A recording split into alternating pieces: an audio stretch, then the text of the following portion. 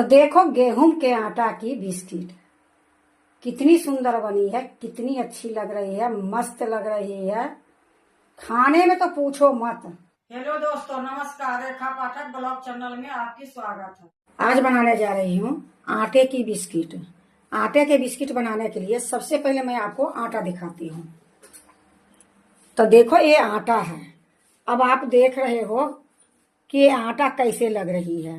तो इसमें क्या करी थी कि इसमें आधी कटोरी घी थी, तो घी इसमें मैं डाल दी हूँ और डालने के बाद लाइट कट गई। इसके चक्कर में आपको आटे में घी डालते नहीं दिखा पाई। तो आपको मैं बता देती हूँ कि इसमें मैं 2 कटोरी आटा ली हूँ गेहूं की और आधी कटोरी घी। अभी इसमें 1 कटोरी और आटा डालूंगी और 1 कटोरी में सूजी बारीक वाली। तो देखो मैं अभी 1 कटोरी आटा में ली हूँ और इसको मैं छान के डालूंगी। तो देखो मैं छन्नी ले ली हूँ और 1 कटोरी आटा गेहूं के और डाल दी हूँ, इसी में छान लूंगी। तो देखो गेहूं के आटा मैं छान ली हूँ। अब इसी में देखो मैं 1 कटोरी बारीक वाली सूजी रखी हूँ, ये सूजी भी इसी में डाल दूंगी। अब इसको भी मैं अच्छे से छान लूंगी।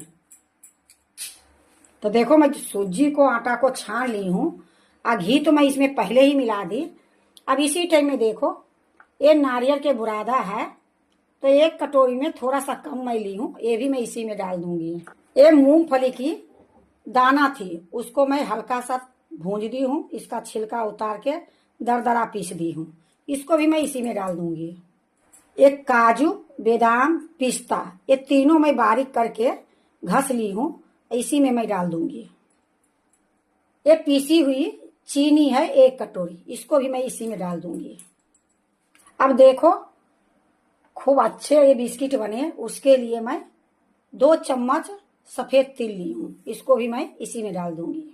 अब इसको मैं अच्छे से मिला दूंगी। तो देखो मैं सारे चीज दे के मैं मिला दी हूँ। अब क्या करूंगी, थोड़ा सा इसमें इलायची के पाउडर डालूंगी। तो देखो मैं आधी चम्मच इलायची के पाउडर है, ये भी मैं डाल देती हूँ और इसको भी मिला देती हूँ।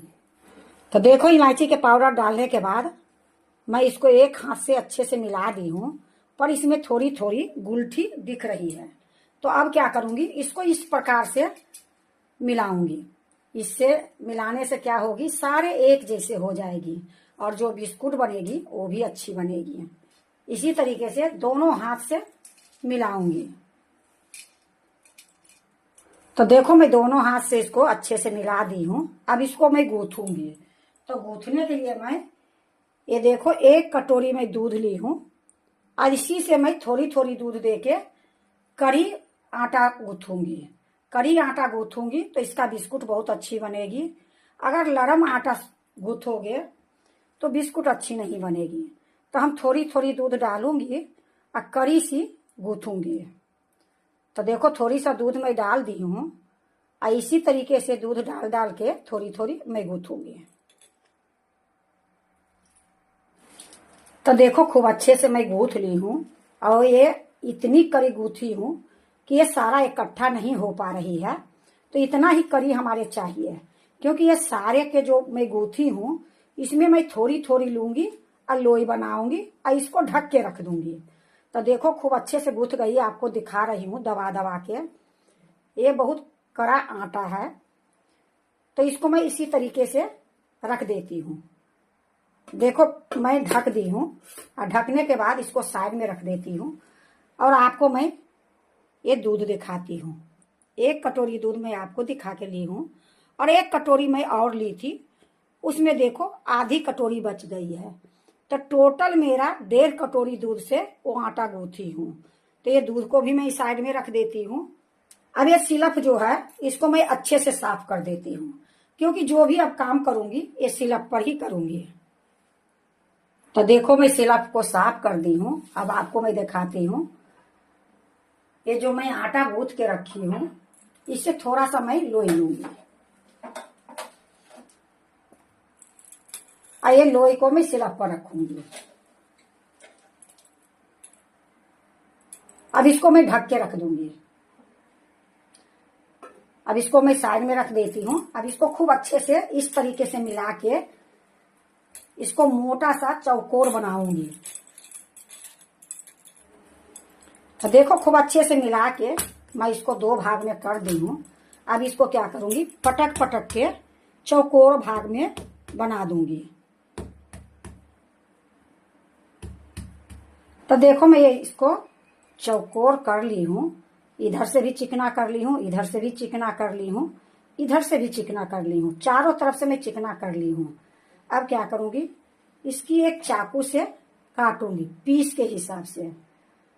तो 1 इंच के पीस मैं काट रही हूँ।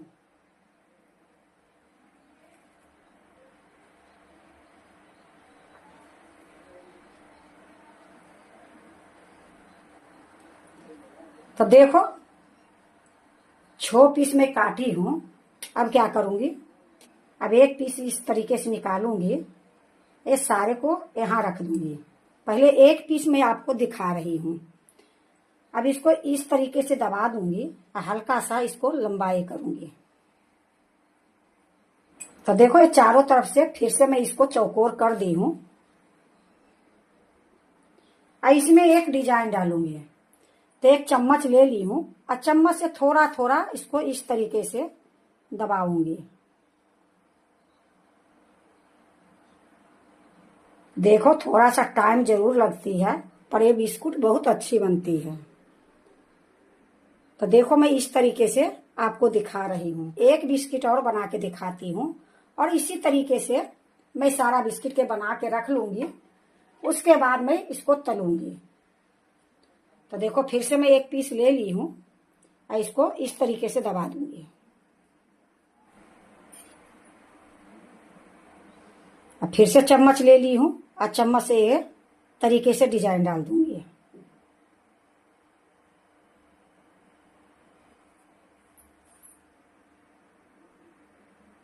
तो इसी तरीके से मैं सारा बना लूंगी। तो देखो मैं सारे में डिजाइन डाल दी हूँ और सारा मैं बना के रख ली हूँ। अब मैं क्या करूंगी, इसको तलूंगी। अब मैं तलने के लिए जा रही हूँ। तो देखो मैं कढ़ाई चढ़ा दी हूँ, गैस जला दी हूँ। कढ़ाई में मैं रिफाइंड तेल डाल दी हूँ। हल्का सा मैं तेल गरम करूंगी। तो थोड़ा सा गरम हो जाती है फिर मैं आपको दिखाती हूँ। तो देखो मैं तेल को गरम हुई है या ना हुई है मैं चेक कर लेती हूँ। तो देखो एक लकड़ी में डाली हूँ तो हल्का हल्का इसमें बुलबुला आ रही है। तो इतना ही मैं गरम करूंगी, ज्यादा गरम नहीं करूंगी। तो अब इसी टाइम में जो मैं बिस्किट बना रही हूँ वो डाल देती हूँ।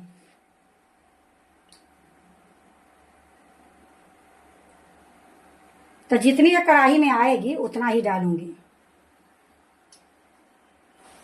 तो देखो जितना आई है कढ़ाई में उतना मैं डाल दी हूँ, लेकिन अभी मैं इसको पलटूंगी नहीं। थोड़ी देर मैं इसी तरीके से पकने के लिए छोड़ दूंगी।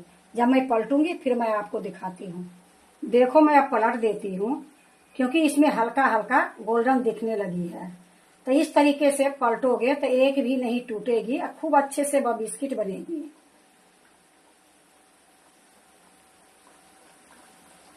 तो इसी तरीके से मैं सारा पलट लेती हूँ।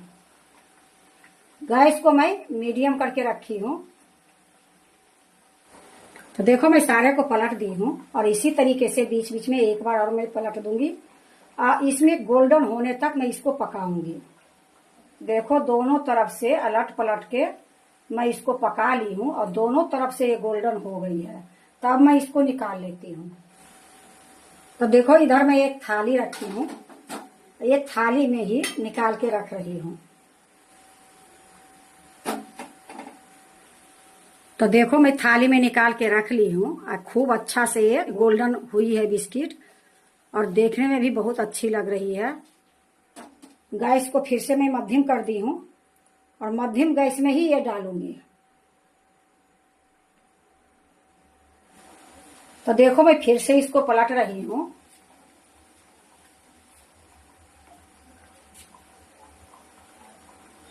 तो देखो मैं सारे को पलट दी हूँ और उसी तरीके से फिर अलट पलट के दोनों तरफ से गोल्डन तक पकाऊंगी। तो देखो फिर से मैं आपको दिखा रही हूँ दूसरा बार।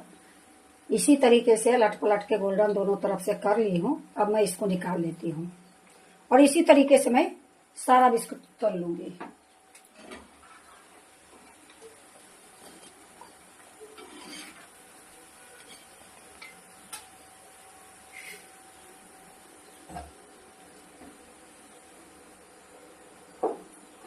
तो देखो मेरा सारा बिस्किट हो गई है। अब गैस को मैं बंद कर देती हूँ और ये बिस्कुट मैं निकाल लेती हूँ। तो देखो मेरा सारा बिस्किट तैयार है। अब मैं इसको एक दूसरे प्लेट में रख लेती हूँ। तो देखो मैं एक प्लेट रख ली हूँ। अब इसी प्लेट में मैं ये आटे की बिस्किट रखूंगी।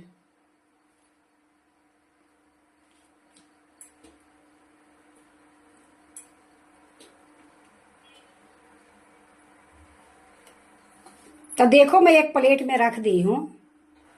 तो देखो गेहूं के आटा की बिस्किट कितनी सुंदर बनी है, कितनी अच्छी लग रही है, मस्त लग रही है। खाने में तो पूछो मत, बनाने में बिल्कुल टाइम नहीं लगी है। इतनी जल्दी ये बिस्कुट बन गई है कि एक बार बना लोगे तो पूरे महीने तक आराम से खाओगे। ये बिस्किट फ्रिज में भी नहीं रखने की जरूरत है, सिर्फ एक डिब्बा में बंद करके रखोगे तो आपको एक महीने तक खराब नहीं होगी। ये चाय के साथ खाओ या ऐसे ही खाओ, या भूख लगे तो 2 बिस्किट खा के पानी पी लो। जैसे भी आपको खाना है खा सकते हो, और बहुत स्वाद, बहुत खास्ता बनती है। एक बार बना लोगे तो बार बार आपको बनाने का मन करेगी। देखो 3 कटोरी गेहूं की आटा थी और 1 कटोरी में थोड़ा सा कम सूजी थी। उतना ही सामान में इतना सारा बिस्किट बनी है। तो देखो हम तो इतना बनाए हैं, अगर आपको जचे तो ज्यादा भी बना सकते हो, कम भी बना सकते हो, लेकिन ये बिस्किट हमारे यहाँ सब कोई खाते हैं। ये लिए मैं जब भी बनाती हूँ तो मैं ज्यादा ही बनाती हूँ। तो अगर आप भी अगर आटे के बिस्कुट बनाते हो तो एक बार इस तरीके से बना के देखो, बहुत अच्छी बनती है, बहुत स्वाद बनती है, बहुत मुलायम रहती है। अगर आपको आटे के बिस्कुट अच्छा लगे तो लाइक करना, सब्सक्राइब करना, दोस्तों से शेयर करने नहीं भूलना, कमेंट जरूर से जरूर करना। अब मैं आपको एक बिस्किट तोड़ के दिखाती हूँ।